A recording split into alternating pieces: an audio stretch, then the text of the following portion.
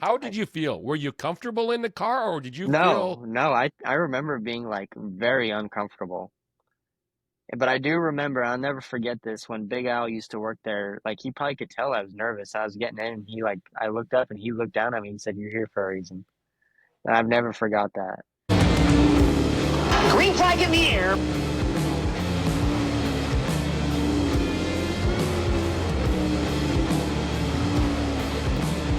For those of you that are old enough to think back to when you were 17 years old, did you have any idea what you wanted to do in life? Today, we are going to talk to a guy that was 17 years old, knew what he wanted to do for the rest of his life, but had to take a huge gamble, and he gambled on himself.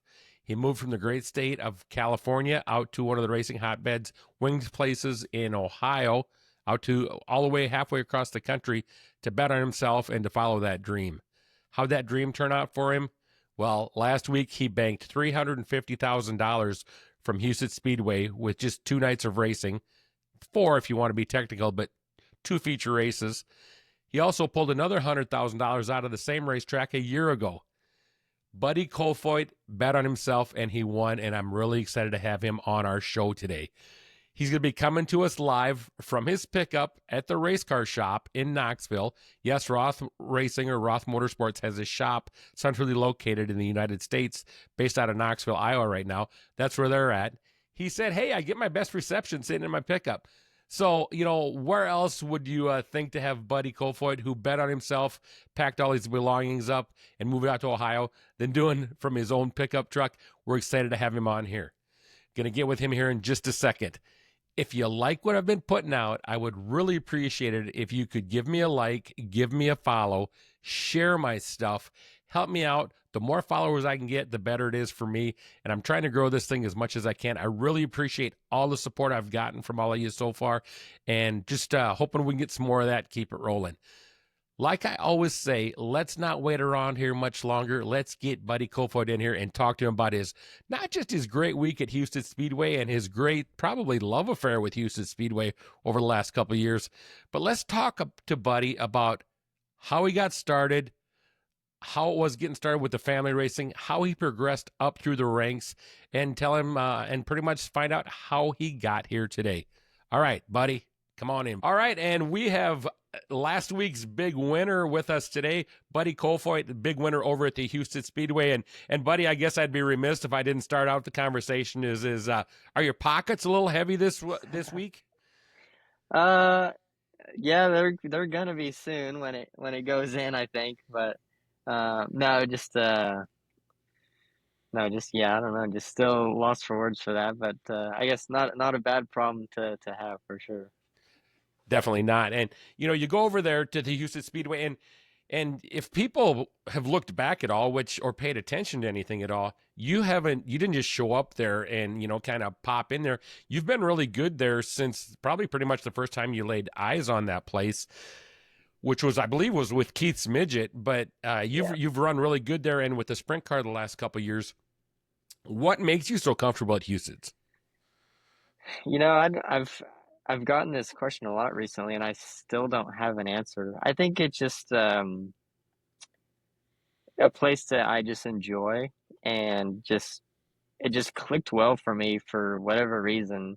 My first 2 years there, I ran a midget, won a couple races there, and was I think one night I didn't finish, but the rest my other finishes were no worse than like third or fourth, I think, and then got my first outlaw win there in my second year of running midget there, and um, which I think that was my first weekend in a sprint car there, and then I just have been in really good cars, but just really comfortable with the surface, and just I feel like that place is really temperamental with like line changes and the dirt changing, and for whatever reason I've just picked up on it, and just I guess know what to expect, or just can make speed in different ways, I guess, which is crucial in sprint car racing because everyone's just razor thin close. You've had your same, or I'm not sure. I shouldn't say you've had your crew members that are with you this year, same guys you had out last year. Yeah, so Dylan and Nate are still the same. We have a different tire guy this year, but um, but actually I've been around his name's John. I've been around John actually at KKM for a year or two, and he was there a year or two after I was done there full time, and so I've known John. So they're all still familiar faces, basically, and but yeah, still pretty much same core group of guys. Yeah. And usually I start my show starting, hey, how'd you get started? All this stuff. But I'd be remiss if, like I said earlier, if we didn't talk about the big event that you came off of last week, too. And I just want to clarify with everybody, and I hope you'll back me up on this. I hit you up for this podcast Wednesday night at the drivers' meeting before we knew how this whole weekend was going to shake down. Yeah, so because I don't think we've actually met before, or at least talked before, and um, just started talking in the drivers' meeting about it, um, and then I think, yeah, you think you said that you thought we'd have a good chance and thought it would be a good idea, and then luckily we had um, a good weekend, and hopefully make it worthwhile for me being on here too. Yeah, and when you said, "Hey, I'm free all week. I'm going back to Knoxville," I was like, "Boom, I'm on that one." Just because, like I said, I felt you guys had a really good chance roll in there of having some success. I didn't really think you could pull off two of them. Not any discredit to you, but I to get don't both of them disagree. was like, man, to talk about the double whammy, huh? Yeah, like I've said it before too. I thought it'd be a crazy dream, or like I don't want to say a crazy goal, I guess, but it would have been damn hard to do both. I'm like, man, that would be so cool if I could win them both. And I thought I had a good chance, and I knew that that's my best track, and but I'm like, it's not going to be easy. The format is very um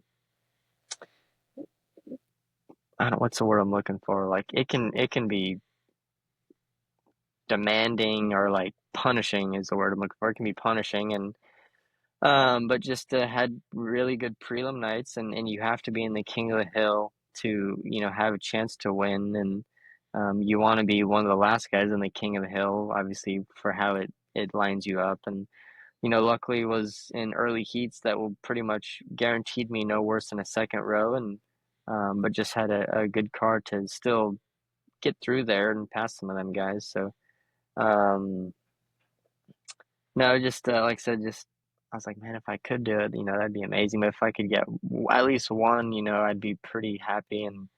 Um, and we rolled into Saturday. I'm like, man, I guess we got a shot to win it, and just never, got never got too high, but never got too low. And but you got to be confident in yourself. And I was like, I think we can do it. Just I'm like, just okay, gotta get through the heat race. That's one hurdle. Okay, gotta you know do the king of the hill well, and time well, basically. And I'm like, okay, we got through that. Got through the first one. Like, okay, I'm like sitting under yellow, rolling around. I'm like, man, I think we can get Bill, and we got him. Like, okay, we're on the pole. I'm like, okay, and like, well, now it's pretty much one last thing to do. So just a good week. They say that, and we know in racing, there isn't a racetrack in the world that owes anybody a single dime, a single win, a single trophy. But let's go back to 2023, and you've got that race in hand. That's 250K right there. You've just been with the Beef Packers for just maybe over a month, and you're cruising to that 250K, and you have a mechanical failure. And do you walk away? Like I said, it doesn't owe you one, but what do you take from that? Uh, well, actually, going back to what you said before that, so that was actually my first weekend with Roth and with Dylan. I'd never worked with Dylan, and I did so when I quit the 11 car. Todd Ventura called me, and I ran a race for them that weekend locally, just a NARC show, but it was Okay, with yeah. in a different car, or it might have been the same car, but different crew chief, different package, and it was very last minute. And then I ran some other cars when I went back out to the Midwest, and but that was basically my first race I kind of count with Roth in the Midwest on a national stage. And we were made every dash, every King of the Hill, and was third and second the second, third night and was leading the last night. But I agree that I've always said, racing doesn't owe you anything. And I still didn't think Huset's owed me, but um, I still have always said that there was unfinished business. Even when we won the 100,000 last year, I'm like, what? It makes it sting less, but I still want the 250 and or want to get redemption, for the race of what it was meant to be, unfortunately with the flooding. Yeah. But then, this year I feel like it worked out perfect, got to beat, all the national guys that weren't just with the Outlaws and I feel like there's an even better field, um, tougher track conditions, and so just gratifying to perform, on that stage as well. Something else that really jumped out at me last weekend, you had to race your tail off both nights for first for the 100K and then second for the big money on Saturday at 250K, and you had to race the same guy. And Bill Baylog was kind of an underdog. Really, everybody knows Buddy. You've had success. The Beef Packers, it's a huge, great team. And Bill is a little bit on, Bill isn't lacking, but they're under budget a little bit. And to have Bill up there racing both nights, probably a few people a sentimental favorite. How much fun was it to race with Bill both nights? Yeah, no, it's a lot of fun. I have a lot of respect for Bill, and Bill is actually very good at Husets, and I don't know for sure. I don't have a ton of track time there, but I don't think he does either. So it's cool, to a race with him just because I respect what he does, and he's very clean, but races hard as hell, and so I respect that, and but it's cool to. I feel like him and I were probably the most consistent of the weekend, so it's cool to still prove that over 4 days and to come out on top, no matter what is special, but against, I feel like a guy that was also a favorite to win, makes it a little bit more special too. Yeah, that's what I thought too. I thought it was a great story. We're talking about your crew chief Buzz and your other guys. Tell me a little bit about Buzz's background. A lot of people probably don't know that. I think he's from Australia, isn't he? Yeah, so Dylan Buswell is the son of Kim Buswell, which they call Kim Buzzy. Um, and Buzzy's been a long time crew chief in Australia and is probably one of the best, if not the best, crew chiefs, in Australia. And Dylan spent a lot of time there, and um, I don't know when Dylan came exactly, but I think he, you know, first came over in probably 13 or 2013, I would say. Um, and I think it was with Caneric. So he spent a lot of time with Kerry at Caneric, and he's worked at Big Game and KCP, and so he's been with a lot of really good teams. He's with uh, BRM when Aaron was killing him at the All Stars. So he's been there for that, and so I feel like he's just one of the best right now, and I've said it a lot this past week. Like, I'm so glad that I don't have to race against him and that I have him in my corner because I feel like he is one of the best and most talented right now. And we've just gotten along from day one really well, and I feel like we've learned each other's tendencies really well. And um, but he wants it bad, and I want it just as bad as him. And but yeah, he comes from obviously a really good background, and has spent a lot of time obviously in Australia with, really big teams, and, like Caneric over there, and the Cricky boys, and obviously being under his dad. I mean, there isn't really probably a better person to learn from over there. Tell us a little bit about your guys' location, your shop. You said you're at Knoxville right now. Mhm. How does that work out for you guys over the racing season? Are you So in Knoxville? Is that where your shop is? yeah, so the exit that you take, to get into Knoxville is you can see our shop, from the highway, and so we're right across actually from the Walmart, and these buildings have only been here for a couple years, and so we're closest to the road, and we have a two-bay shop, and it works out really well because Dylan actually lives in Knoxville, Okay. and the Roth has an apartment now for the two crew guys in Pella, and so it's only a 20-minute drive, and it's I would say it's fairly centrally located, and we get to come back quite frequently, and so it's nice to for me too, like I'll go home every once in a while, but I do like spending time on the road, and I've always felt like being around them or being in the thick of it 24/7. um I feel like I just race better, or like I find more consistency, and like I think I'm a big believer in like team morale and bonding and that type of stuff, and um but just hanging out with people you work with, and just building the relationship is I think is just really important, and um but yeah, our location wise, I think it's just a great spot, and nothing's really too far one way or the other, and obviously it's convenient for Dylan that he lives here, and um yeah. Do the beef packers keep their stuff year round? I assume they might take everything back home once you guys get done with Charlotte, or how does that work? So after Charlotte, they'll come back here, but then during the off season, you know, I would say later November to December, they actually do go back to Fresno in California, and they'll build stuff there and kind of bring it back out here.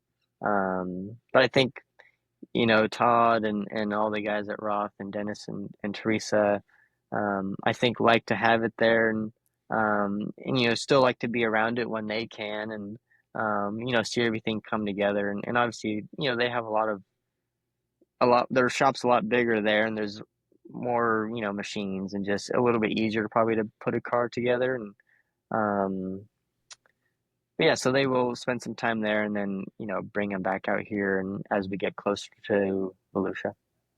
You said you like to get home every now and then. We know you're originally from California, but where do you literally call home right now, buddy? Yeah, so um, racing's been very.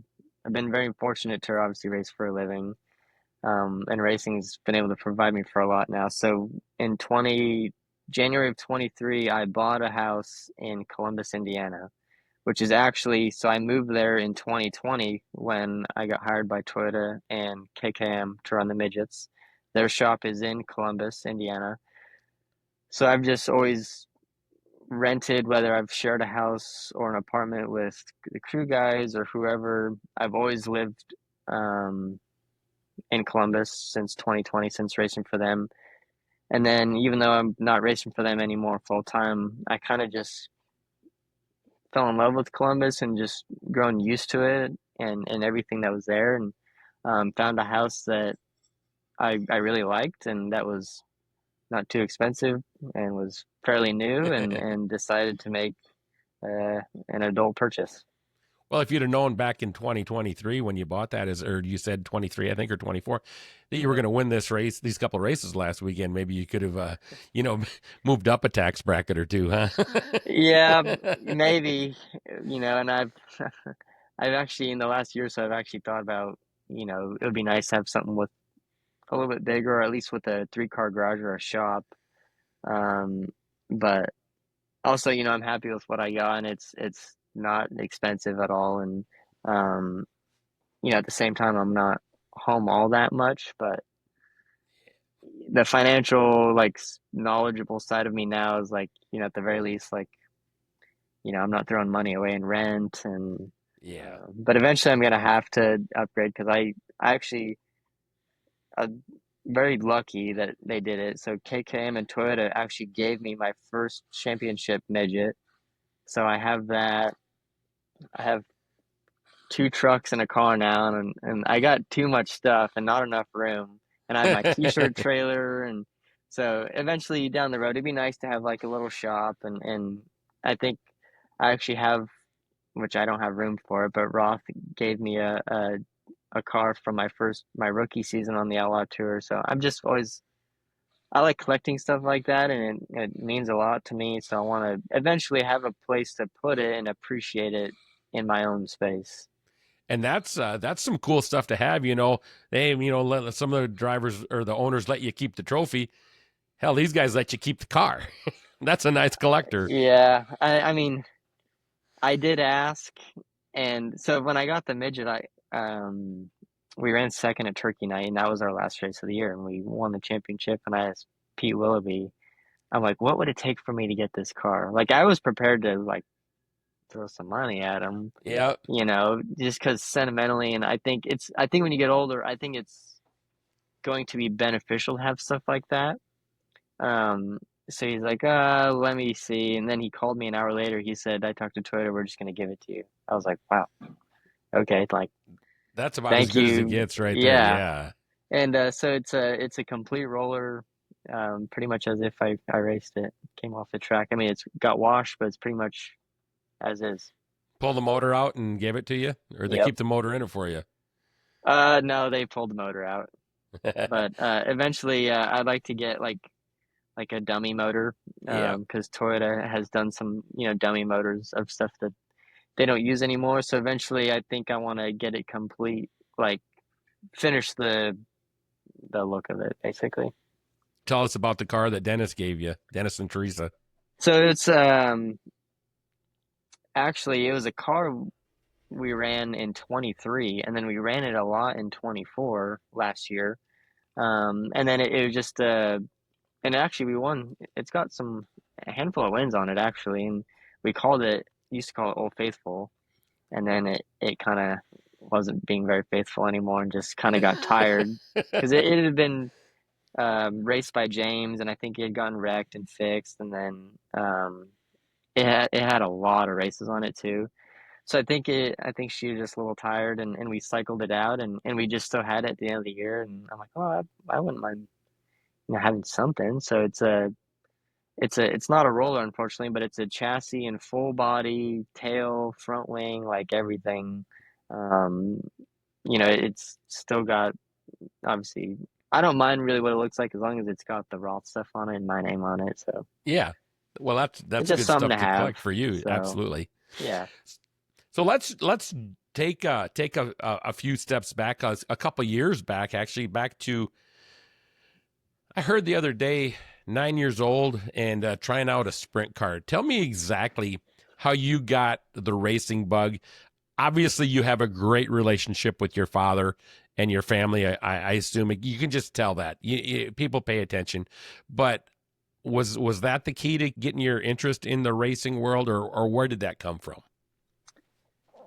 Yeah, I mean it came mostly from my dad. My dad just grew up going to the sprint car races with his dad, and was always a fan of it, and he never will admit it.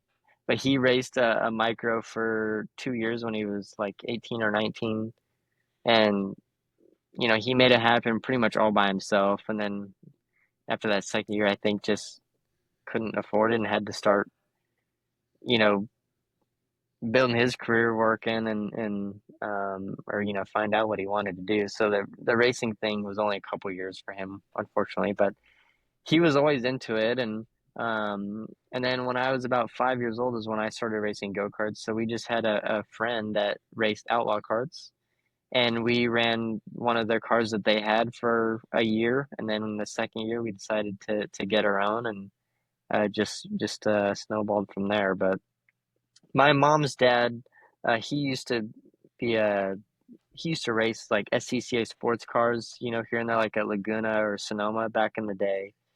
So he Yeah. was in it, but not as much dirt. But he was actually an official at Petaluma Speedway, in his free time, because he did own like a carburetor shop back in the day, and everyone would bring their hot rods over and stuff like that. But then he'd officiate at Petaluma, which is actually where I grew up, basically. Um, so, from both sides there was racing, but like I'm kind of more or less the first one, to race on the scale that I race, or really for the most part race professionally. So, but I'd say most all of the dirt, side came from my dad. Yeah, I hear you. Somebody's mounting up a tire in the background, aren't they? Or Yeah, unmounting one. yeah, A guy that's been around sprint car racing for a long time knows that noise anywhere he's at. So if anybody's wondering, that background noise is somebody is taking either a beadlock loose or tightening one up. yeah. Yeah, and that's good. That's good for the natural background noise, so I'm not worried about it at all. So you're racing the outlaw carts. I think that's what you said. Tell Mhm. us a little bit about how you progressed through that, and I assume with the outlaw carts, you're racing against full blown adults. Yeah, so there was a lot of different classes. So the open class is like the big class that like a lot of the older teenagers or like adults race in the 500cc. Um, Pretty much like it was like the badass class basically. And Yeah. but there's beginner box and then box stock and then 250s or what they call intermediate, and then you have the open class. And some tracks had open intermediate, which was the same as the open, just younger people. Okay. Um, but so I started in beginner box when I was 5, and my dad would always move me up like really young. Like I think when I was 8 years old, I was in an open go-kart already. But we Was just that intimidating for you, or did you just think, hey, this is kind of how it rolls? probably both. I don't really know what I probably thought then. I was like, I, part of me probably, if I had to guess, probably thought, well, if my dad is doing it and thinks I can do it, then I got to trust that and believe that he's right. And I've always trusted my dad 120%. And I feel like if he was doing something, then it was the right thing in my mind. And he always only had my best intention, or yeah, my best intentions in mind. And um, so, but also he'd move me up if we won or if we were successful. He'd never do it if we weren't, and just moved me up young. And I was in a 250 at 7, and then an open at 8. Um, and ran and then I don't even know how it came about at all. I But want details on the sprint car and the we 9-year-old ran. deal. So I come home and there's a non-link spec sprint sitting in the driveway. I'm like, oh, that's interesting. I wonder whose that is. I'm like, that's weird. Like, why do we have a sprint car in our driveway? And it was for me. And I was like, all right. I'm like, I thought it was the coolest thing ever. And I think I remember my mom was like, what are you doing? Like, I was like, what do you mean? But no, so Marysville Raceway had practice every Monday. So I didn't come from, a lot of money, and we did what we could. But eventually, if sprint car racing or anything was going to take off, I was pretty much going to have to drive for someone else. But so, we got that non-wing car for I don't even know how much, probably not that much money. And kind of put it together and kind of freshen it up a little bit, and practiced it when I was 9. And a spec sprint is basically a cast iron block and head carbureted 360. Okay. And then we actually got rid of that and sold it, and then got a wing 360 sprint car. And it took us over the course of a year or so to build it. So then I was 10 practicing a wing 360 at Marysville. And then it was there that Danielle Simpson was actually practicing, which is Dan Simpson's daughter, who I ended up driving for. His crew guys were there, and Danielle was there, and they saw me practicing, like, and then they went back later on and talked to Dan and like try to give him a shot or like help him out somehow. And I was 10, going on 11 maybe, and he owned King of the West at the time, which is now NARC. Yep. And Dan pretty much saved King of the West. He bought it when it was called the Golden State Challenge, Yep. and then changed it to King of the West. So anyway, so he owned a track in Nevada too, Friendly, Nevada, and he decided to make a King of the West lights class for me, basically. So it was actually, and then it ended up being a wing specs from basically, which was that cast iron block and head, two barrel carburetor 360. So he made it a wing class, and that only ran there, and it was about 10 times we went there, and I think we won four of them and won, the championship for that, and you Now know, you're how old? You want to make sure you're and I was 10, going 11 on then. 11. I was Okay. 11 then, which was Wow, that's 2013, crazy. Yeah. and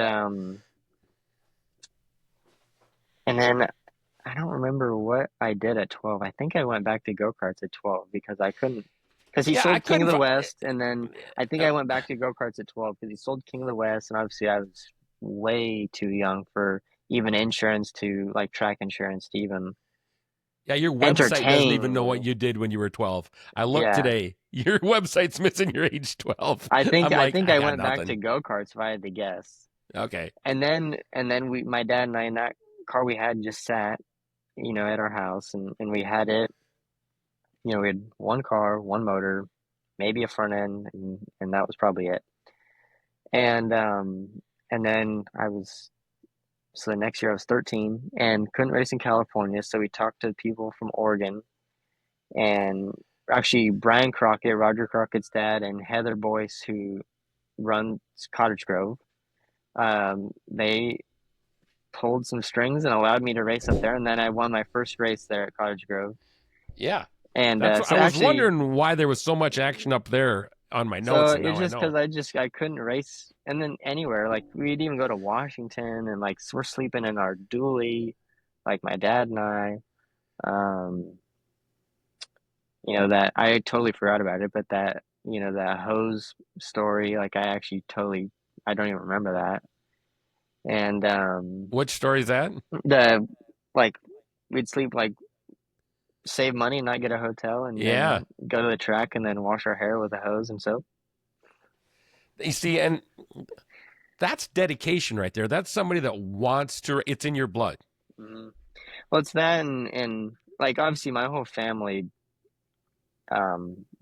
sacrificed a lot and believed in me, but my dad, for to do that, and because so my dad is you know, doesn't make a lot of money. Like he's like they're middle class average. But my dad's a plumber in San Francisco. My mom does bookkeeping for a local portrait company. I don't come from a lot, so they did everything they could, and even that sprint car we had was, it was a lot, but we picked and chose of what made sense, and sometimes cutting hotels was Hmm. something that made sense. So, um, we go to Washington, or sometimes we go to Arizona, and where we lived was, minimum to Cottage Grove was 9 hours, and that was only a couple hours over the border of California. And then we go to Washington, race it. We drive to Arizona, and just to race, and then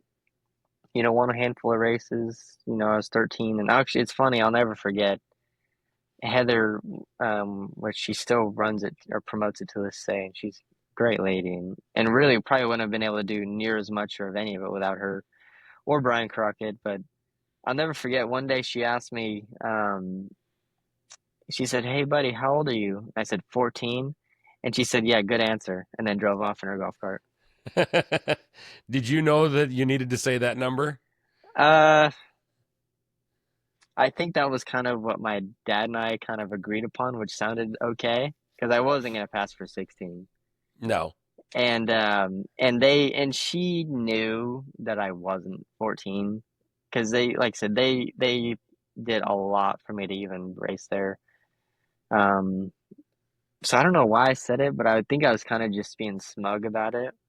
And she said, "Yeah, good answer," and then drove off. Well, But they that, knew. yeah, yeah. So, how old were you when you said you were 14? Was that 13. I was okay? So, 13. it wasn't that much of a fudge there then. No. And then so then when I okay, so then that was 2015. So 2016 was my first year racing in California, and this was for Dan Simpson.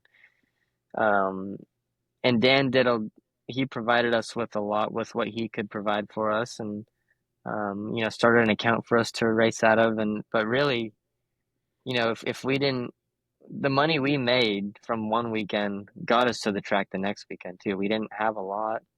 Like I Was was this still your car? Still your car no, you're so now racing? now it's for Dan. So now our car Okay. is just sitting at our Yep. house, and I think we actually for a while you still use the motor that my dad had, which was Okay. a, a at the time it was a originally a Gertie 360 that was built in like 2000 or 2001. It had Hobart on it. That was my first Okay. 360. Yep. And Dan didn't have 360s because they went from spec sprint straight to 410s, Yep. wing 410s, him and his daughter. And in 2012 they went to Kading's and bought six of everything. Um, and then when I started racing for them, there was two of those cars left in 2016 from 2012. So that's what I had in 2016. That's all, we had that and some of his 410s that he still had from, you know, 10 years prior. Yep. And that's all he was able to provide. I mean, with his rig and his shop, but everything we had was listed years before that we were using. And if it wasn't for Dan, I probably wouldn't even be sitting here talking to you right now. Like honestly, Dan did everything for me, and it was a group effort. My dad would still go to their shop after work, and then my dad would leaves the house at 5 o'clock to go to the city and start work at 6 a.m. in San Francisco. Gets off at 1 or 2, drives an hour or two to Rio Vista, and helps with Brian Schaffner, who was my first crew chief actually, who also worked for Dan's business, and and then they would go there and work till 7 or 8 every day, and my dad would get home at like 9 o'clock every day for those 2 3 years that I raced for Dan. So it was a group effort. There was a lot of people involved, and but then I think it was even though I kind of fast forward, but 2017 is when we actually was able to get new stuff. We had Gary Silva. He owns a like cattle farms. He came on board, and he actually bought our first sprint car that sits in his car collection now too. Does he sponsor somebody else out there right now?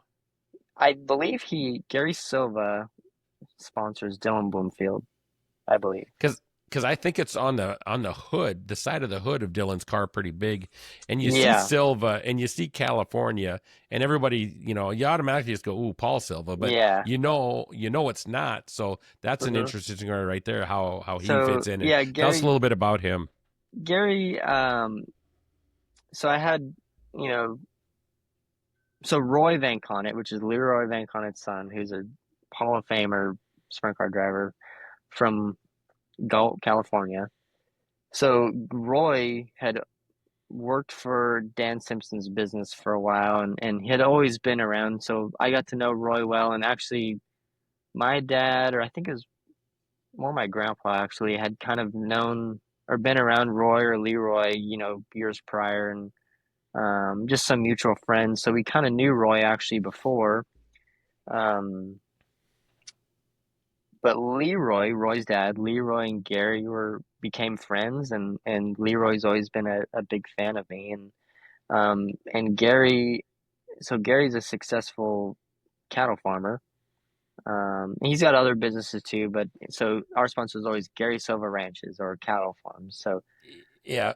um, he just became successful in that, and then Leroy and Roy pointed him in the direction of helping us, and then we were able to, like I said, in 2017, was able to get a couple new cars actually, and he bought us a 360, another 360, and was able to kind of fill some of the gaps, and he made it happen too. I mean, in 2017 may not have happened if Gary wasn't around, and so always very thankful for him, and he did a lot. And like I said, he's an avid car collector. Like I wouldn't be surprised if he's got over 100 cars across like 2 or 3 buildings on his property, and he actually bought my dad and I's sprint car, and that sits in his shop in his collection. And his wife Teresa, she calls it the buddy wall, or like I don't know if it's just a wall or like a almost like a shrine, but no, it's just got So a he bunch of still like got the original car that you and your dad hmm purchased. hmm Yeah, Isn't first that one. something, huh? Yeah. That, He's like, whenever yeah, you want it, or, someday I figured you'd want it, so I bought it. So it's always going to be there. that is So, crazy. so just a So cool story. And there's a lot more that, went on. But I mean, we raced as much as we could in 16 and 17 when I was 14 and 15 years old. And, um, won my first 410 race for Dan. Won a pre-med at Trophy Cup, my first ever time at Trophy Cup with Dan when I was 14. And I think that kind of helped me start to gain some traction. But, really, if it wasn't for Dan and for Gary, besides my dad and everyone else that helped, I it would have maybe probably been a different story for me. 2017 was when you got your first 410 win. Is that correct? Yeah, Ocean Speedway for the Howard Kading Classic, actually. I remember the Eh, race. Do you remember the emotions on that one? Uh, a little bit. I know I was probably a little shocked. King of the West, I mean, it's still tough now, but I mean, man, there was so many good guys in NARC at that time. And it was our first 410 win, and at the time it was 5 grand. I was like, man, I just won, like, we just won a $5,000 race, and like, and it's crazy what it's even come to now. But it was like, and for me, being 15, it was, to me, it was a big deal. And I remember Brian Schaffner, he was like throwing me up in the air, like ecstatic. And so I do remember that. And Dan was super excited. I think that was honestly probably Dan's first 410 win too. That's great stuff. How did you get to New Zealand? Because I'm showing here in 2018, you end up in New Zealand somehow. Is that right? Am I Yeah, missing something I here? I spent some time there. So I ran for Dan in 16 and 17. And then in 18, like it just he wasn't in a place to have a race team or really afford it, to be honest. So I was kind of, and then I drove for someone else, and then actually quit. It just wasn't really what it was supposed to be. And so I was 2018 when I was 16. So Yep. then Doug Roots from Canada, who owns the 8R, he messaged me, and I did some races for him, and we go up north again to Oregon and Washington a lot, and he helped me out a lot when I was kind of in between rides, and he is really good friends with Daniel Anderson, who is from New Zealand, which is who I ended up driving for. Um, so Dan would always come and run the Dirt Cup when it was still a 360 race for Doug, and I was happened to be there in the other car and happened to meet Dan, and we put together a deal, and then I ran for Dan. I believe it was. I really some of the years blend together now. I think it was 18 and 19, and then 19 and 20. I ran for Dan in New Yep. Zealand, Okay. Yeah, and I just see that you had a and lot then of success in New Doug Zealand did go too. down too, and Doug crew chiefed us. So they flew Doug down. Doug's motors were built by his best friend who owns an engine shop. So they flew him down as well, and flew me down. And then actually the second year, Doug couldn't go or something. Um, so they actually flew Brian Schaffner down, which was my first crew chief from Dan, and then won a little bit more. And you guys had great success down in New Zealand from what I'm seeing here. Yeah, Um, I think and we're based out of the South Island, so we weren't up in Auckland at all, but yeah. we won about I think pretty much every major sprint car race that you would want to win in New Zealand, we were fortunate enough to win those races. So Yeah. won the title and the what they call the Gold Cup actually down there and the Grand Prix, and so it was successful, but it was really fun, and like New Zealand's such a beautiful place, and so it was a good time. 2019 comes along, and I'm thinking, Did you just pack your bags and head out to Ohio, or what got you out that way? Isn't that when you made the trip out Yeah. east? So I'll go back again to 2018. I was, Okay. like I said, I was kind of in between rides, but always wanted to go to the Midwest. I'm like, okay, I want to do this professionally, and I can't do it in California.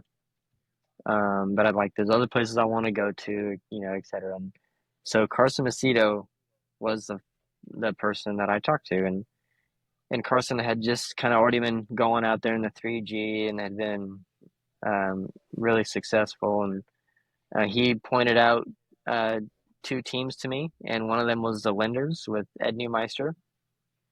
So he and Mike Linder, talked to Ed and was, wanted to get me in the car, and then Ed finally agreed to, and so I did 6 races for Ed at the end of 18 when I was 16 years old, and then they hired me full time in 2019. So in like March of 2019, I moved out when I was 17 years old and raced for them full time and lived with the Lenders.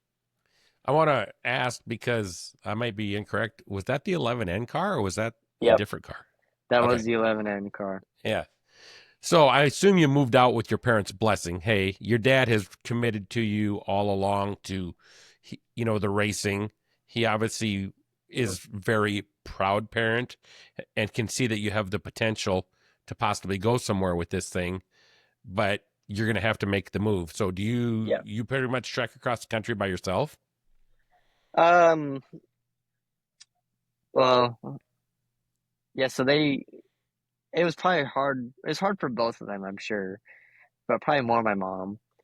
But they knew that it was gonna have to happen. And they, as much as they probably didn't want me to, they wanted me to, and that was pretty much what was gonna happen and what needed to happen, and they wanted it to happen. So, I pretty much I was moving into a home already, and they made it a home. The Lenders did, and Um, so I pretty much moved out there with like couple seats and two full OGO bags full of clothes and my gear, and that was it. And let's go racing, baby. Pretty much, yeah. And then like what sucked is I remember that first month, like we were supposed to race every weekend in March, and then didn't race at all in March because everything got canceled. I remember. So I moved out there and then actually sat out there for a month and didn't race, and then finally got going in April. And your 2019, how that talk a little bit about how that season went with the car. That's what I was kind of drawing a blank on. Sorry there. Yeah, it was good. And there was, some highs and lows, with, me learning for sure and trying to progress and, you know, find my way. And then also, just with the car and getting it comfortable for me and, that was a package I wasn't really used to and but kind of like also like just growing up, really. I feel like I had to grow up young. Um, I feel like I did an okay job at that, and but also with their guidance was helpful in learning my way, and whether it's dealing with new people or dealing with different car owners now and kind of doing it and making money at it. But no, I ultimately won the Fremont Championship and won my first All-Star race during Speed Week, finished third in Speed Week points to Blaney and Schaefer, and And there's and no that slouches there. And no, and the only thing I just thinking is, you're in California and traditionally wet, rodeo up, in Ohio, you're lucky if you can see the all the way down the backstretch or the yeah, front stretch sometimes. Just notoriously dusty and but great racing in Ohio too. yeah, no, it was definitely a change, but I feel like I've always kind of adapted to things decently or pretty well. But I've also kind of been put in that position or put myself in that position. So I think I learned, a little quicker because of that. But also when you have people that have been around there for a while, that makes your learning curve, way faster. And um, we were really good at Attica and Fremont, which is kind of where we primarily raced. But then we'd venture out, as much as we could. But they still had full-time jobs too. Mike and Steven and everyone that worked on it had full-time jobs. So, that at times limited where we raced, but ultimately I still ran even with I do remember the rain being a lot that year. I think I still ran over 50 races. Um, went to places I've never been before and ran okay and just learned a lot. You said that they had full time jobs, and it just leads me to a question: the hands on stuff. How much hands on a race car were you then compared to now? Do you still like to get in and work on this stuff a little bit, or tell me a little bit about that for you? So so I was 17 when I moved out. But I was transitioning from finishing my junior year of high school and then my senior year, and I did it online.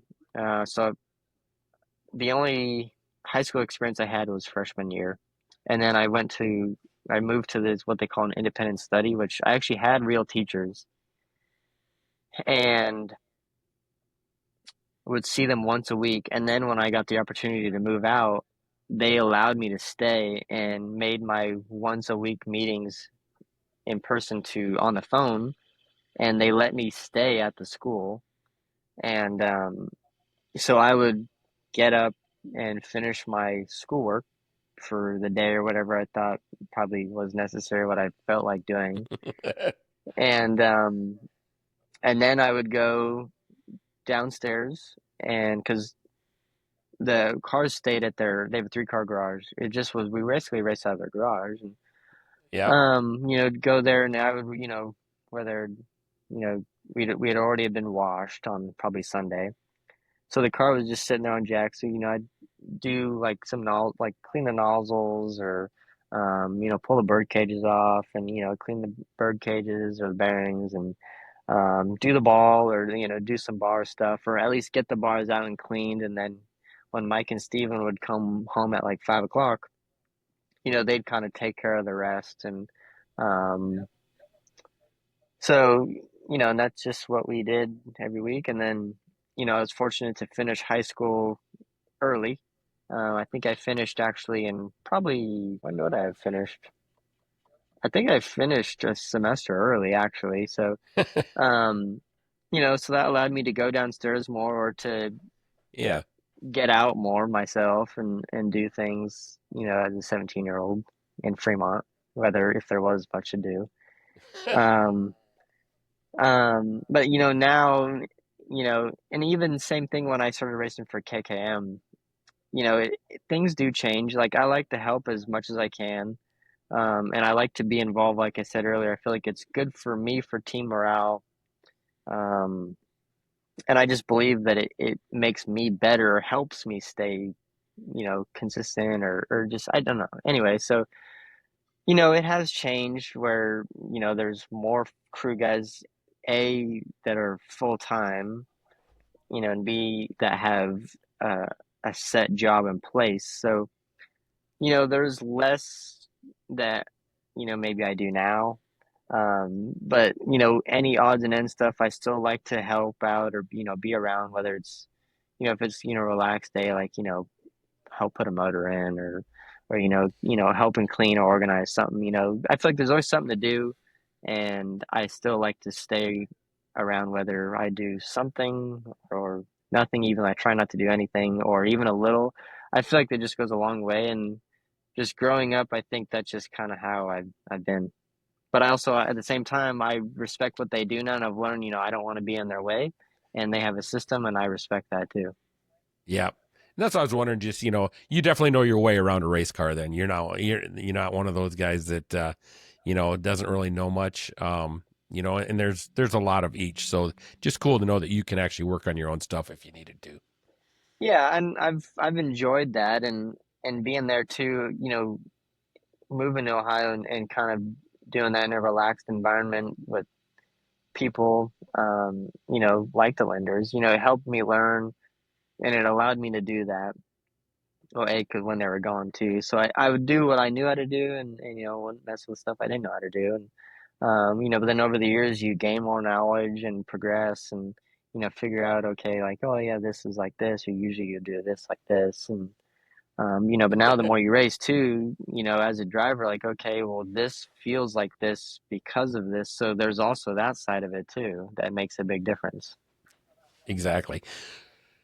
2019, and probably a big part of your life, you meet or get together with a guy named Keith Kunz. How'd that happen?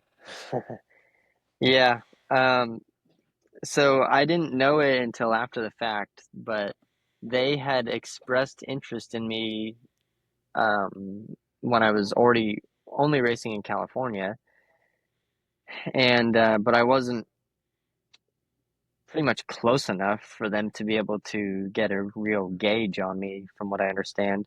So when I moved to Ohio to race sprint cars, I was only the next state over, um, on a bigger scale, racing some outlaw stuff and a lot of all-star stuff, um, stuff that is easier to see at the time, it was easier to see more in your face. So I was going, I think this was about probably July or August. We're rolling to Atomic, and I'm just riding in the truck, and I get a DM on Twitter on my phone that says Jack Irving.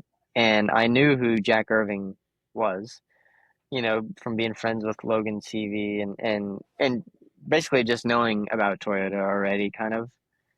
And I'm like, oh my gosh. And it said, hey, this is Jack Irving,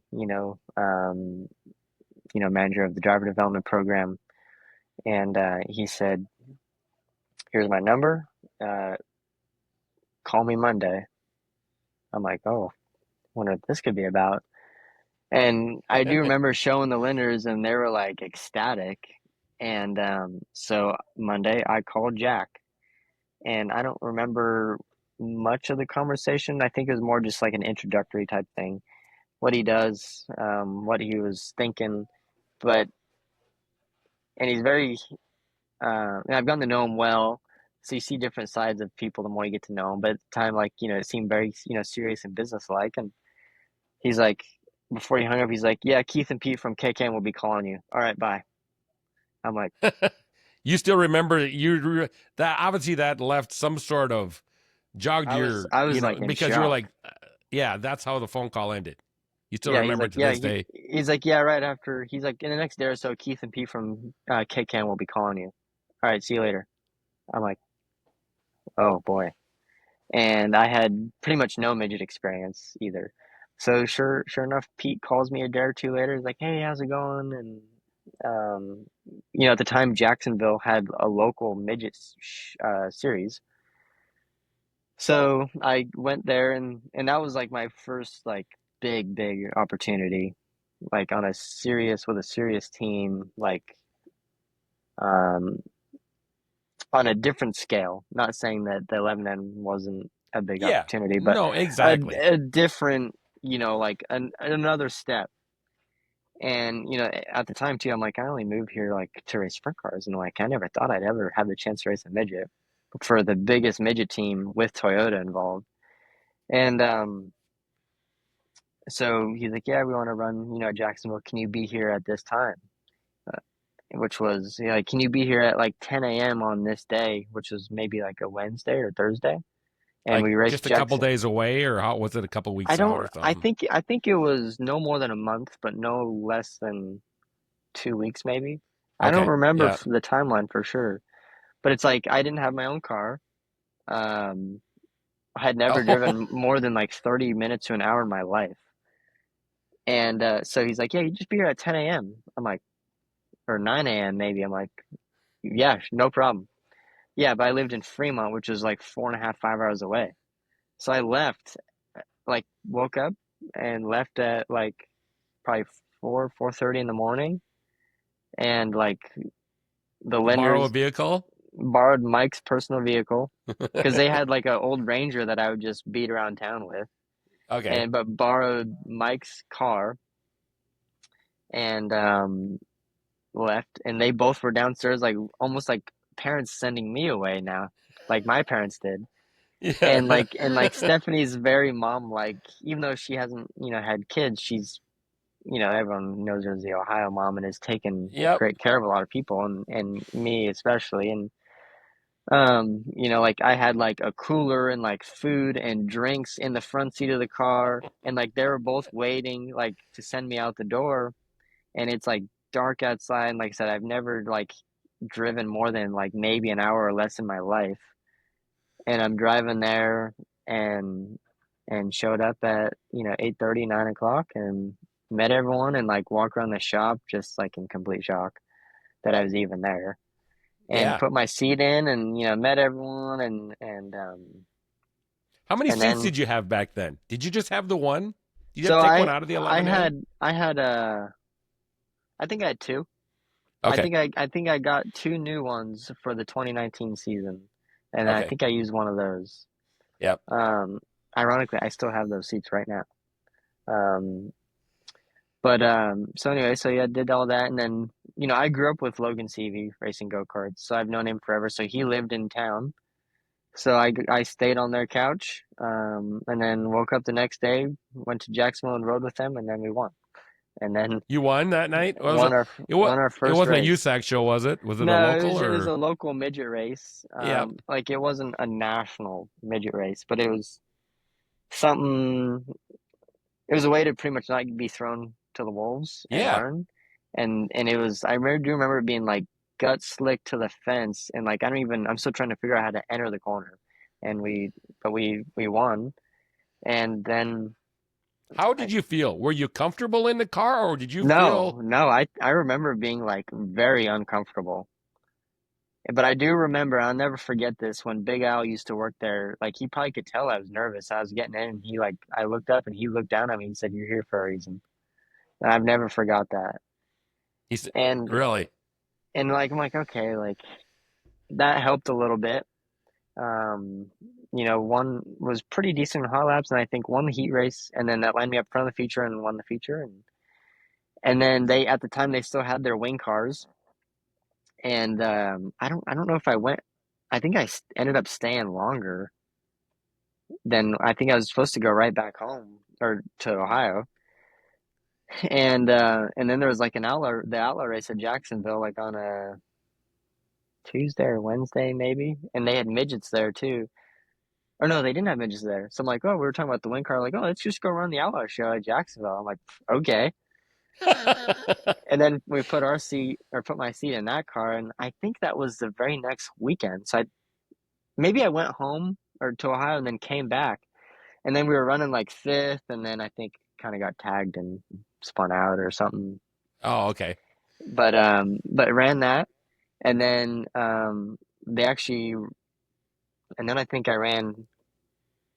The next time I ran was a 2 day power hour show at SIR and Belle Claire, and like at this time power hour, there was like 40 cars, and like it was like there was like pretty much all the USAC guys are there. And I'm like, oh my gosh, and Now we're gonna find out, huh?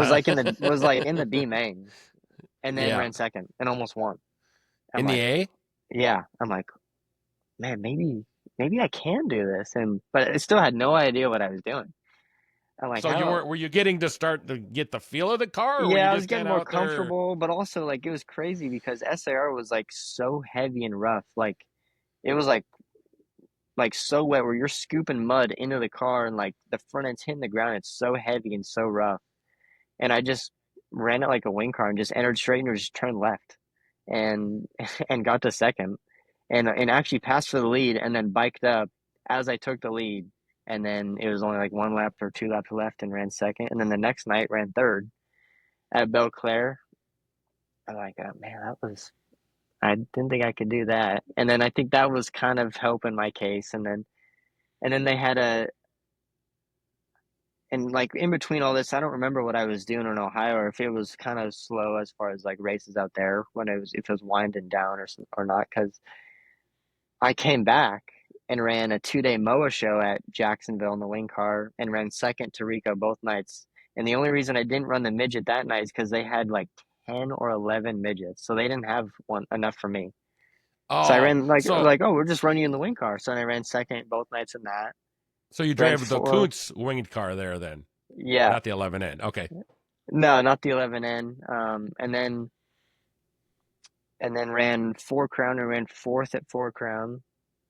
And then went out west and actually was pretty bad out west in USAC. And then, finished, I think I was, and it was super rough and heavy too at Ventura, and ended up running sixth at Turkey Night, which was a good end. But I don't remember when it was. I think it was when I ran second, third with Power. I remember walking in the office like to say bye to Pete, because I was going back to Ohio. Yeah. And he said, and I'll never forget this either. He said, the 67 is yours if you want it next year. And then said, all right, see ya. I was like, which was the house car. And I'm like, oh my gosh.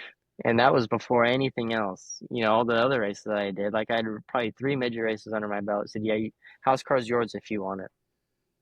And then I'm What are your now thoughts? I what? mean, yeah. I don't know. Like, cause I'm still running the sprint car and finishing that up, and told them, and like told the lenders, and they were like, that was the whole goal, was to get me moved on. Like there was no hard feelings. I mean, there never has been ever whatsoever, but that was like, they were excited. Like, it's what the goal was, to get me moved on, in whatever way that was. And so then when I was 18 years old, I moved from Ohio to Indiana in Columbus and was hired full time to drive the house car, with Toyota and with Kunz from 2020 to 2022. And we know that you, I guess I should say I know. The listeners, the ones that know you really well, know this, and the ones that don't, well, they're going to know now that you were the Rookie of the Year, I believe, in 2020, Hmm. and you won the USAC Midget Championship in both 21 and 22, if I'm Hmm. correct. Yep. Yep. So I ran fourth my first year. Um, it took me a while to actually get my first USAC win, but then I ended up getting 3 USAC wins that year, and won a handful in Power Eye, and um, won some sprint car races. So we had a good year. And then came back the next year, and I think we won 6 USAC races and one midget week, and won the championship. And then in 22, won midget week again, and I think we won 13 of, I think like 32 races, 30 races that year. Yeah. It was that was a dream season, and won midget week again, um, and won the championship with 2 races to go. So it was a good end to my full time run in the midgets, and it was just time to move on to something else. I got to ask you, I saw in my notes in 2021, you had 2 starts in a late model. 20 And it was with the, I want to say it was with Racing Dynamics Yeah, so team. actually I don't know how many I had. I probably had actually 6 or 7 if I had to guess. Okay. And then later on I did some races. I don't know, maybe that was 22, because it kind of blends together, because I did some in 2022 for Dan Fredrickson as well. And then in Was that the 22, ARCA stuff or was that something no, that different? was a late model again, but that was in like Okay. Minnesota and Wisconsin. But then I Okay. did some races in 22 for Donnie Wilson, which they're based out of North Carolina. So that was a really good team. And then in 22 is when I did the 2 dirt truck races and the dirt ARCA race. Okay. So I was just wondering, were those dirt late models you were running or pavement? No, they were pavement, pro late models. Okay. I just thought, God, this guy's running a dirt late model too, man. He's got it I'd all like going to. on. I would like to. So 2023 or 2022 was your last season with Keith full time. Mhm. And then 2023, tell us about what happened there. How you got going. So, so in it was actually PRI of 2021. So I've been racing with Brenham Crouch at Oh, Kickin' It. yeah. Yep. So I've gotten to know his dad, Leighton, just by being around. And he had had sprint cars before, just like in Texas, I believe, and but wanted something on a bigger scale and in the Midwest. So in 2021 at the PRI show, he called me. He's like, "Hey, you going to PRI?" I'm like, "Yeah." He's like, "All right, I want to meet up and talk about some things." I'm like, "Okay." So he wanted to put together a sprint car team based out of Brownsburg, and he hired me to do it, and we did that part time in 22, based around my midget schedule, and then the plan was to do it full time in 23, like a true outlaw schedule. Yeah, that's right. And 2022, you call it a part time, but I looked digging back, and you put a lot of races in that year in that car for a part time deal. Yeah, I think I was able to actually do more sprint car races that year just because um, Toyota and Keith and Pete didn't require me to run the Power Eye stuff anymore. Okay. And I don't know if they cared if I did. So I just filled it in with when I had other stuff I was doing too, with the late model, I was doing some pavement stuff. Um, did the two truck races, did the ARCA race. I did some Silver Crown stuff. I did actually pavement midget stuff. Um, and like real quick, I think I ended up running 8 or 9 cars, different types of race cars in 2022, even non-wing 410 sprint cars. I did a lot of different stuff, but so anyway, so I think that opened the door for me to run a lot of wing stuff, and that was my first outlaw win actually came in 22 when I was part time uh With the crouch car. with the crouch car.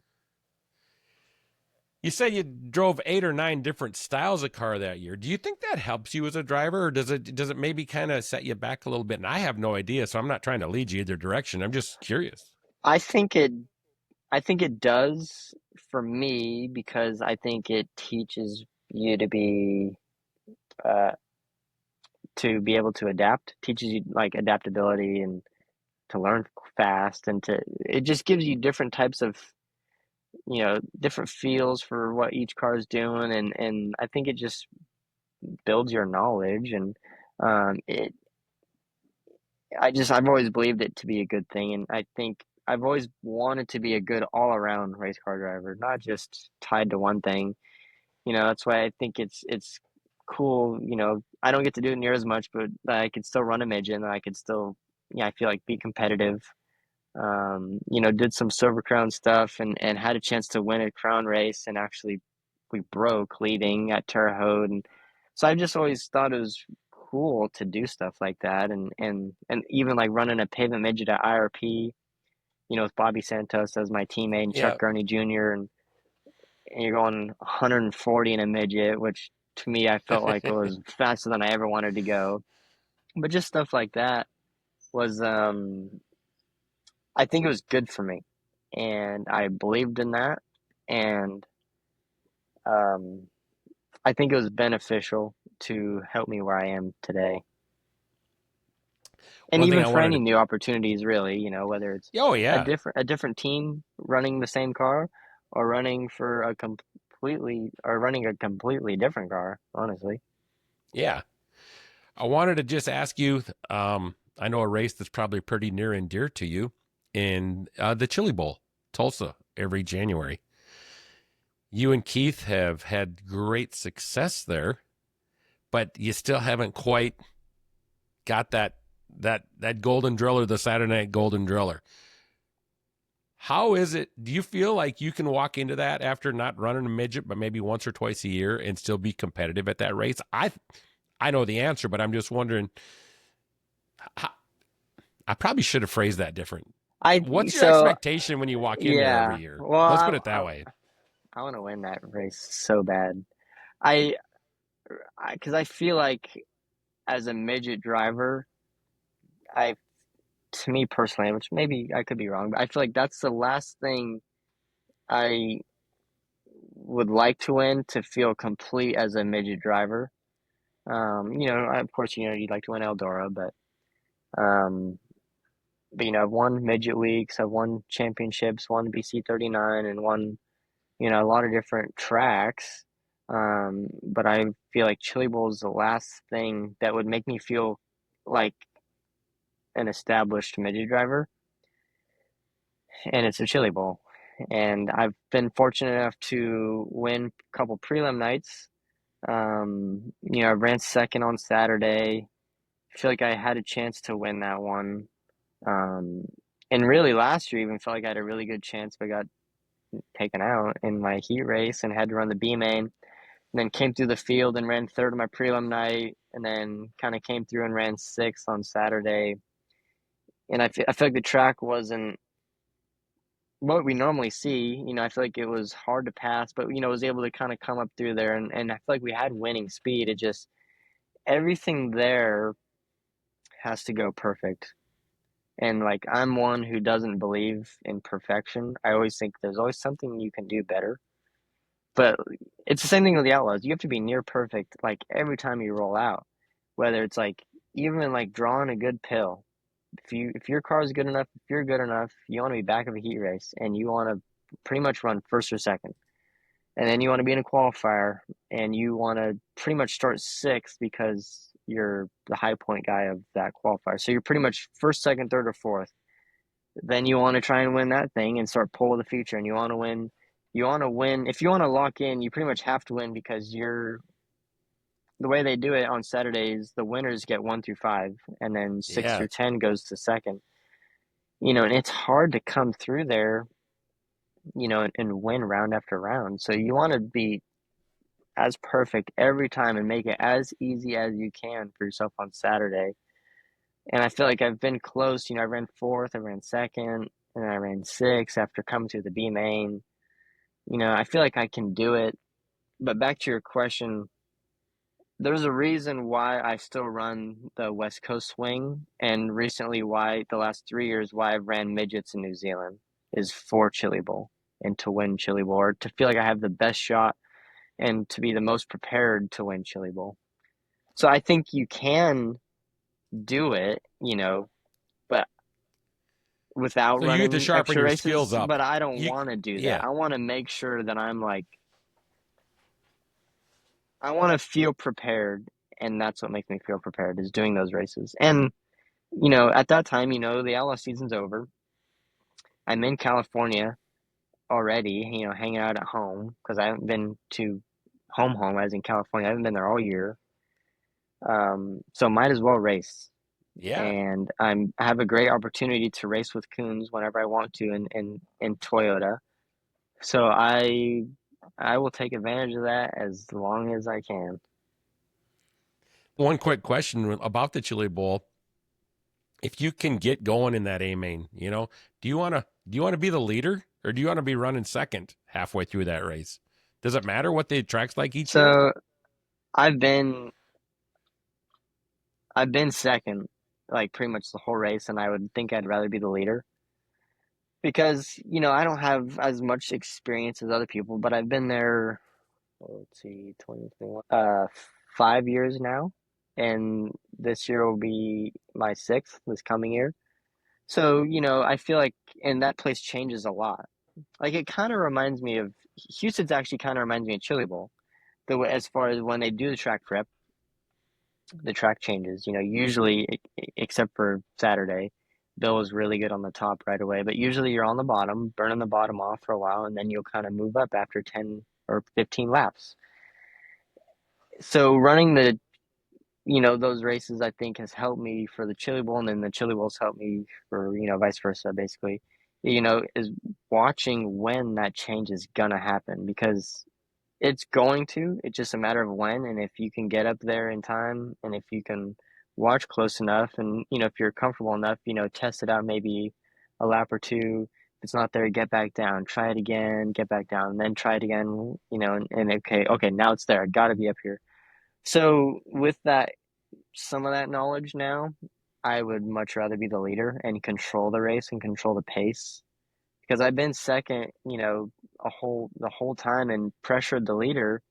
It's just the top, I feel like usually can get very technical, but in a way, as far as like it's easy to trip on it. So I'd rather be the leader because if someone trips in front of you, it can make you trip on the cushion easily. So I'd rather be the one setting the pace for sure.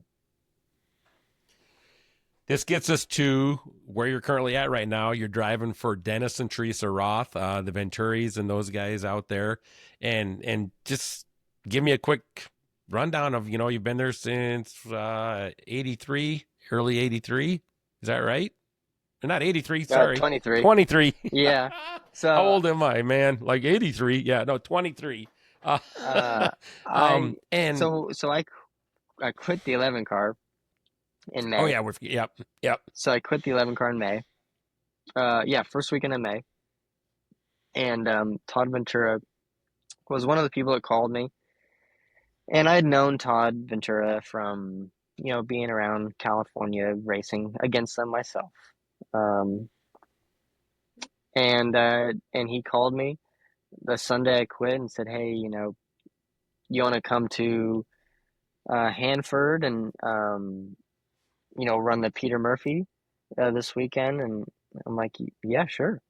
And and then I got there and on a Thursday, I think, put my seat in and kind of met everyone and got acclimated and then Toyota heard about it, or like, they were talking to Toyota about it because they had already kind of been starting to get the Toyota engines. And Yeah. I was and still am with Toyota. And so they, as far as I know, Toyota overnighted a motor so I could run it. And we put it in and like had to modify the dash because the gauges were in where the injection is on the Toyota, it's set back so it pushes the gauges in a Okay. different place. So we modified that, had to do all this stuff. And like we didn't leave the shop until like 3 or 4 o'clock. Like we In were, California. and Yeah. yeah, and we were still an hour or so from Hanford, maybe a little less. But I just remember it being like crunch time. But and and then ran that weekend, and then as a driver, you're like, yeah, like after the weekend, like hopefully, hopefully we can do more. I'd love to race more. Like yeah, for sure. Like we'll figure it out, whatever. And then I went back home, and had some races with Indy Race Parts, with Bernie and Betsy, which real quick, Bernie and Betsy have been great to me, and I'm forever thankful for them for helping me out. And Bernie hired Rob Hart to so we could race as much as we could. And it's tough for Bernie still with his business that is very busy and successful. But he raced me as much as we could, wherever we could. And then, I raced for Vermeer for Ohio Speed Week. And meanwhile, in that, the Roth opportunity was actually starting to look like it was going to happen. And it was third week of June or so. Dylan Buswell went to California, got everything, drove it out here, and it got there on like a Monday or Sunday, I think. So then I drove up here, got fitted, and then 3 days later we're in Huset when we. Leading 250K to win. Yep, for that was Dylan and I's, and not I mostly counted my first like actual like weekend with Roth on a national level, and first time with Dylan, and our first weekend was Huset in 2023. And you guys have been together ever since. Yep, yep. That It's brings us been back to where we started our show at. You're and you know what? I'm going to throw in that high limit race too. 400K in 11 days. Bingo. You know what? I bet you. I don't even want to ask how the celebration went because I guarantee once you probably guys got back to the shop or something, you had a little let your hair down a little bit. from Huset after Huset. Yeah, after Uh, Huset's we pretty much did that like right away. Actually, we Saturday so night at yeah. Huset's. So we which for one, I think it's good to celebrate and or at least enjoy the moment. You got to enjoy the moment. Um, but also at the same time, like you got to enjoy the highs, but also I think it helps the lows, when you got a good group behind you, not be as low. But there's also always another race. But in that moment, it was a big deal for us, and it was, special, and especially 2 years ago to now, how much has changed and what we were able to do and get past. And um, so anyway, so we hung out there basically at Huset's. We checked out of our Airbnb and pretty much planned on driving back, and then we won. And we had no place to stay. We called hotels after we decided we were not leaving, and there was no hotels, so we were up until 4 o'clock, just hanging out and having a good time. And then Dylan and I, we slept in the truck at like four something till 10, and our tire guy John slept in the trailer, and then our car chief Nate grabbed a pillow and slept in the grass next to the trailer. So then we got But up at 10 o'clock, and then we drove back to the shop, and then we went to the lake. I would hope so. At least took the day off. And like I said, when I called you yesterday to try to get this details worked on this, you text me back later. You're like, "Sorry, I was at the car wash with the guys," and that's when I realized that you do believe in the teamwork, and you Sure. guys, which we started with, is being a Yeah, part of the team and being part of the guys, and knowing that how hard they put, the hours they put in also. yeah. So I always ride with them, or go wherever they go. Um, you know, partially small portions because I just don't want to drive myself. But also, like I said, I still believe in, the team around riding with them, and I want to be around the car, and it's just what I enjoy. And so anyway, so we went to the actually we drove right back. Yesterday was Monday. Oh no, so yeah, we took Sunday off, and then we showed up. We came here yesterday, relaxed day around noon, but we then went across to the car wash, um, and washed, and then got everything, unloaded and tidied up. And then we went to or we were going to go to the lake yesterday, and then it started to rain. But so yeah, anyway, I just like to be around and help, whether it's a little or a lot, or just to be there. I just always, like I said before, I just always think it's just really important. And um, I don't, not that I think anyone is that doesn't go to the car wash, for example, but I just don't feel like I'm above any of that. I don't know how to word it in it to sound politically correct, but I don't think that I'm better than just not showing up. Yeah, And I just like to be there, and um, it's like they've also just become close friends of mine, and I just, like I said, just want to be there and be a part of, you know, what we're doing, um, but also on the other side of it, I just don't have a vehicle out here right now. So wherever the crew guys go, I ride with them. who does your t-shirt trailer? Do you have one out? I haven't had it out that often, but usually my mom or my girlfriend Alexis will do it. Um, so Houston's has usually been a good weekend for me, and it's 4 days. So finally got a new design and brought it out this past weekend, and it was good. So we've been bringing it out more recently now, but it's not full time, but it's Yep. it's tough. But you know, I believe that which I have an opinion on that, which might be not super popular, but like I believe the t-shirt trailer is important, but I don't prioritize it obviously more than racing. And if I feel like it takes away from it at all, I park it, and I Oh will yeah. I will ride with the team, and I think it allows me to, I think, stay more fresh, and that's my main focus. Yeah, that's a good focus to have. So you guys have Cedar Lake coming up this weekend, and then you have a weekend off, which is nice, Hmm. and then Deer Creek, and 2 days at Wilmot, and then you are out at the Doty, and then Eldora Speedway for another 100K, and is it 200K out there too, or is it 225? It's similar. Is it 175 still, Yeah, it might or be. did they bump it up? I think Yeah, it's 175. I think just put it this way: it's worth a win. it's, yeah. They're both worth a lot and worth, Yeah, but and yeah, and it's worth a lot in prestige too. it is. So How do you feel about Eldora Speedway, real quick, and then then I'll get out of your hair here. I used to, so I'll be honest too, which this is probably another unpopular opinion, but it's since changed. I used to not like Eldora, and it used to be a very hard track for me. Um, and it was just a hard track for me.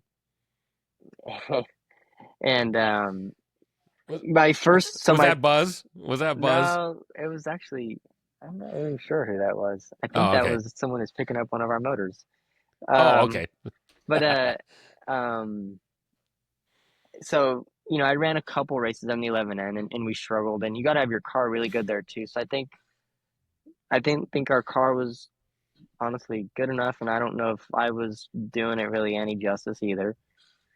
And then I got in the Kunz car and ran fourth, and then kind of liked it again. And then, long story short, I broke my wrist in 21, and then was racing a quarter of the midget season with a cast and a broken wrist. So then my first midget race at Eldora was in a cast in the midget, and then ran I think fourth or fifth maybe, and then the next year in the midget, ran third, and then blew a tire the next night and crashed spectacularly. And then, I've been okay in the sprint car, but then not since the Roth car is when is since then I've felt more comfortable and more confident on the fence, more stuck in the middle. But also, I think just you got to have really good motors, and I feel like we have great motors. But I also, like I said, I think I've improved there, and I've learned a lot. I still struggle there a little bit, but I feel like I've gotten better. The million I ran seventh from 22nd. Um, and last year the Royal started 10th or 12th, was running fifth at the break, and then had a left rear issue and Yeah. faded. But then um, we ran fifth in May, and actually fell back on a restart to like eighth or ninth, and drove up back up to fifth, and was all over third and fourth. So I feel like our speed is getting there, again more consistently, and I think I'm just doing a more consistent job. So now, like I said, my opinion's changed. I'm starting to grow more fond of Eldora, but it is still one of those places, um, not near as much as Knoxville, but it can be punishing when if you're off, whether it's a driver or a car or motor or anything, and you pay for it there, especially. Since you dropped it in there, I would have kind of kicked myself if I wouldn't say, way into the month of money. Obviously, at the mecca of sprint car racing, Knoxville, Iowa, right in your backyard right now. And what are your thoughts on Knoxville too? Because as you just said, it's its own unique beast. Yeah, Knoxville is, oh, it is so freaking hard. It's probably the biggest challenge I've ever had in my racing career is figuring out Knoxville.